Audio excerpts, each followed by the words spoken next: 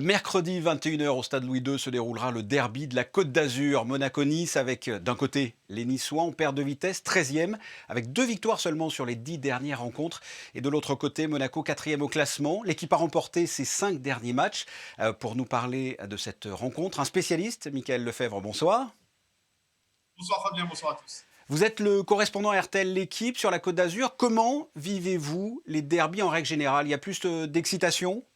Ah oui, c'est un match à part évidemment dans la saison. Quand on reçoit le calendrier en début de pendant l'été, on regarde toujours un petit peu les dates du derby pour savoir quand est-ce que ça va arriver. Alors cette année, évidemment, c'est des conditions particulières Ouais. puisque un derby sans spectateurs, c'est pas vraiment un derby. Ah bah c'est la Mais question que j'allais vous poser. Comment vous le vivez, vous, quand c'est à huis clos, ce derby? comme tous les autres matchs, c'est-à-dire que c'est triste. C'est triste évidemment.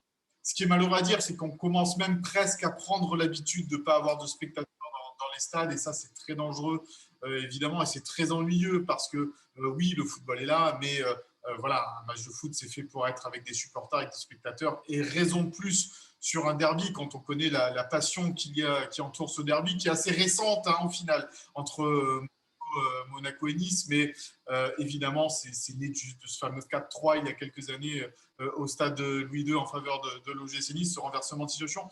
Et donc, c'est un derby un peu neuf, on peut dire ça comme ça, et sans supporters cette année, c'est vrai que c'est un peu dur. Alors, quels sont les derbys monaconistes mémorables dans l'histoire du football? Vous venez d'en parler, parler d'un match là, à l'instant, c'est celui-là? Oui, le 4-3, évidemment, au stade Louis II, avec la grosse équipe de Didier Deschamps à l'époque qui mène 3-0. Et il y a ce fabuleux triplé pour le GC Nice de Victor Agali pour revenir à 3 partout, puis le but derrière de Marama Vairua. Et c'est vrai que ça a donné naissance à un vrai derby, puisqu'avant les matchs entre Monaco et Nice, les deux équipes se respectaient. Il n'y avait pas autant de ferveur peut-être et de passion autour de ces matchs-là, mais c'est vraiment un élément déclencheur, ce match-là. On pense à celui de l'année dernière également, le Nice-Monaco, gagné dans les toutes dernières secondes du match par l'OGC Nice de Buzyn sur un but de Casper Dolberg et qui prive l'AS Monaco de Coupe d'Europe cette saison. Quand on voit ce qu'a fait l'OGC derrière en Coupe d'Europe, on se dit que peut-être que Monaco aurait mérité un peu plus sa place que l'OGC Nice. Et là, ce sont deux équipes cette année différentes, hein. Nice est en manque de résultats, Monaco gagne match après match. Comment vous analysez la saison 2020-2021 pour ces deux équipes? Diamétralement opposés, Ouais. c'est-à-dire que peut-être qu'on n'attendait pas l'AS Monaco à une si haute place avec un changement d'entraîneur, encore une fois, à l'intersaison, avec l'arrivée de Niko Kovac, un départ peut-être un peu poussif, alors que de l'autre côté, il y avait l'OGC Nice avec un gros mercato, des ambitions depuis le rachat d'Ineos, cette Coupe d'Europe, cette Ligue Europa à jouer. Et puis, eh bien, Nice s'est effondré après la blessure de Dante lors du match à Angers, le défenseur central brésilien qui s'est blessé et qui est out jusqu'à la fin de la saison. Et Monaco, d'un autre côté, qui fait du travail sérieux avec Niko Kovac qui s'est cherché un tout petit peu au début sur la tactique et qui maintenant a trouvé ce qu'il fallait avec la révélation d'un duo Ben Yedder-Voland qui marque but sur but. Les deux c'est 20 buts à eux deux cette saison en Ligue 1. Alors je vous propose, hein, Michael, d'écouter un extrait de la conférence de presse d'avant-match, et puis on se retrouve tout de suite après. On est très satisfait, je suis très, très content de nos performances, de nos résultats, de notre série. Mais vous le savez, en football, comme dans la vie d'ailleurs, tout ce qui s'est passé, eh bien, il faut l'oublier, il faut aller de l'avant. Et demain, nous avons un match qui est très important, qui se profile, un match qui est très important pour le club, pour l'équipe, pour nos supporters. Donc c'est quelque chose de très important pour nous et on redémarre de zéro.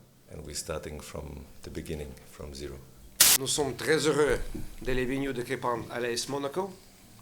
Crépin, c'est un joueur qui a démontré depuis 13 ans beaucoup de qualités positives. Je suis un joueur qui aime provoquer, qui aime être là sur les actions offensives, défensives.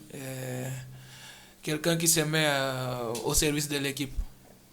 Voilà ce que l'on pouvait dire de cette conférence. On est de retour avec Michael Lefebvre. Il faut faire attention au match piège. J'imagine pour Monaco que c'est pas un match gagné.